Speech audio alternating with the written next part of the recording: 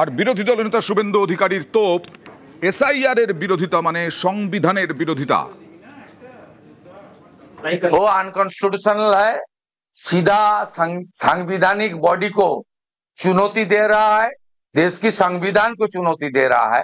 और ममता बनर्जी ये बात खास एक समुदाय को और बांग्लादेश से जो घुसपैठिया आया है, मुस्लिम घुसपैठिया और रोहिंग्या को शेल्टर देने के लिए बता रहा है।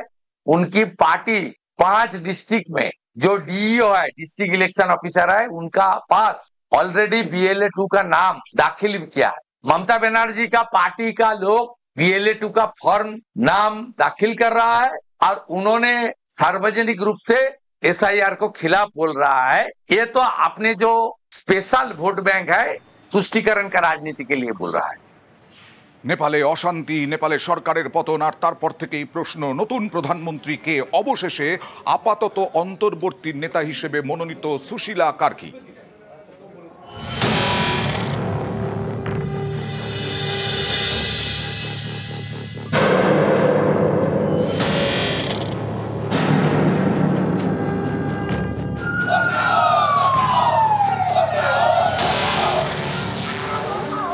গণবিপ্লবের আগুন, চেয়ার ছাড়তে হয়েছে প্রধানমন্ত্রী KP শর্মা ওলিকে। নেপালে আপাতত সেনার শাসন, এরই মাঝে তোড়জোড় চলছে নতুন সরকার গঠনের। তাহলে ওলির পরে কে?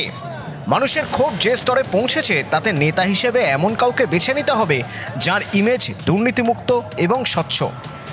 জেন জি বা নতুন প্রজন্ম যাকে পছন্দ করে, এমন কয়েকটি নাম ঘিরেই এখন জোর চর্চা। সুদান গুরুং বিখ্যাত গায়ক, জনসেবক, হামি নেপাল নামে একটি NGO চালান। 2015-র ভূমিকম্পে ছেলেকে হারিয়েছিলেন সুদান গুরুং। তারপর থেকেই জনসেবায় মন।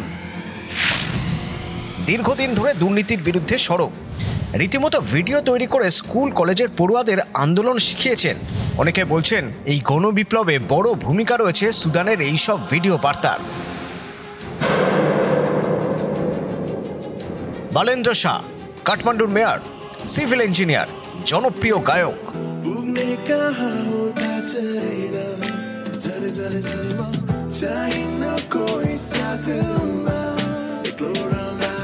স্কুল জীবন থেকেই গানে গানে, কম বয়সীদের মধ্যে বিপুল জনপ্রিয়তা। গানের ভাষাতেই প্রথম প্রতিবাদ শুরু করেন বালেন্দ্র। দুর্নীতির বিরুদ্ধে সুর চড়ান, নিজের শহরের বেহাল অবস্থা নিয়েও মুখ খোলেন। গানের দুনিয়া থেকে হঠাৎই ভোটের ময়দানে র্যাপার বালেন। নির্দল হিসেবে ভোটে জিতে রাজধানী কাঠমান্ডুর মেয়র হন তিনি। জেনজির চোখে হিরো, নেপালের রাজনীতিতে উঠতি নক্ষত্র। নেপালের অন্তর্বর্তী প্রধানমন্ত্রী হিসেবে তার নাম ঘিরে জোর চর্চা। বালেন্দ্র জাতীয়তাবাদী, তিনি মনে করেন নেপালের বিষয়ে সিদ্ধান্ত নেপালই নেবে, ভারতবাচীন নয়। অনেকে আবার বালেন্দ্রকে ভারত বিদ্বেষী বলেও মনে করেন। তিনি গ্রেটার নেপাল গঠনের পক্ষে। ভারতের বহু এলাকাকে নিজেদের বলে দাবি করেন এই গ্রেটার নেপালের সমর্থকরা। রবি লামিছানে, ওলি বিদায়ের দিনে রবি লামিছানেকে জেল থেকে বের করে আনেন আন্দোলনকারীরা। রবি একসময় সাংবাদিকতা করতেন। 2022 সালে রাজনীতিতে আসেন, তৈরি করেন রাষ্ট্রীয় স্বতন্ত্র পার্টি। কিছু সময়ের জন্য নেপালের উপপ্রধানমন্ত্রী হন, 2 দফায় দেশের স্বরাষ্ট্রমন্ত্রীও হন। অনেকে বলেন তার জনপ্রিয়তার কারণেই তাকে মিথ্যে দুর্নীতির মামলায় জড়িয়ে জেলে ঢুকিয়ে দিয়েছিল ওলি সরকার। দুর্নীতিমুক্ত ইমেজের জন্য রবি লামিছানেও জেনজির অত্যন্ত প্রিয়।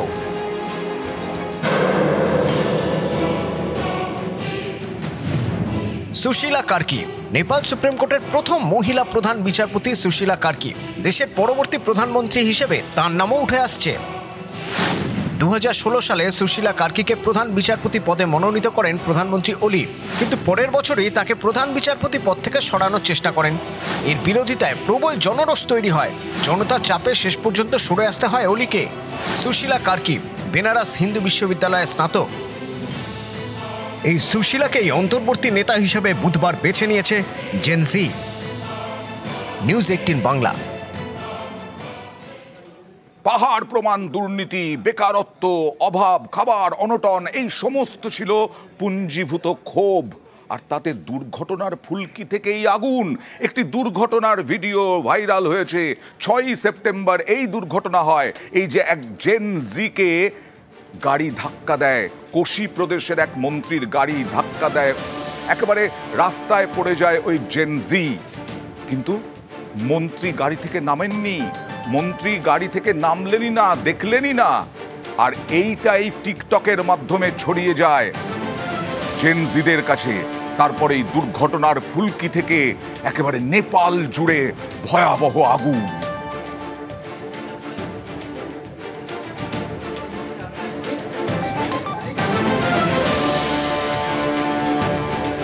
একটি ছবি উঠে এসেছে যা সংসদ ভবনের।